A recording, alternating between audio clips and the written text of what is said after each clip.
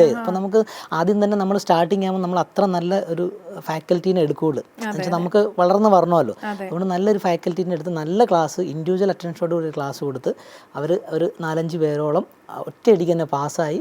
ഒരു 3 month course കൊടുത്ത് ഒറ്റയടിക്ക് തന്നെ പാസ്സായി കഴിഞ്ഞപ്പോഴത്തേന് അപ്പോൾ ഞങ്ങൾ ഓർത്ത് എന്നാൽ പിന്നെ ഇത് നമുക്ക് ഇച്ചിരി കൂടെ ഡെവലപ്പ് ചെയ്യാമെന്നുള്ള രീതിയിൽ, അതായത് ഇപ്പോൾ നമ്മൾ നേഴ്സ് ആകുമ്പോൾ നമുക്കൊരു നേഴ്സിൻ്റെ കഷ്ടപ്പാടുകളും ദുരിതങ്ങളും ഓരോരോ പ്രോബ്ലംസ് ഉണ്ടല്ലോ, അതൊക്കെ നമുക്ക് അറിയാൻ പറ്റും.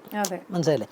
ആക്ച്വലി നേഴ്സ് ആകണമെന്നില്ല, ഒരു പേഷ്യൻ്റ് ആയാലും പേഷ്യൻറ്റിനും അറിയാൻ പറ്റും ഒരു നേഴ്സിൻ്റെ കഷ്ടപ്പാട്.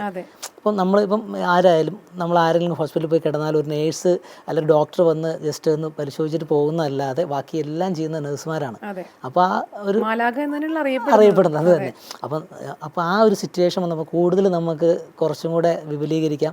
ചെറിയൊരു എമൗണ്ട് ഇട്ട് കുറച്ചൊരു പൈസ നമുക്ക് ഓടിപ്പോണമല്ലോ. ബിസിനസ് ആകുമ്പോൾ തന്നെ റൂം റെൻറ്റ് കൊടുക്കണം, ഫാക്കൽറ്റിക്ക് ക്യാഷ് കൊടുക്കണം, റിസപ്ഷനിസ്റ്റിന് ക്യാഷ് കൊടുക്കണം, അപ്പോൾ ചെറിയൊരു എമൗണ്ട് കൊടുത്ത് നമ്മൾ നേഴ്സുമാരെ പാസ്സാക്കുക എന്നുള്ള ഒരു രീതിയിലാണ് ഞങ്ങളത് സ്റ്റാർട്ട് ചെയ്തത്.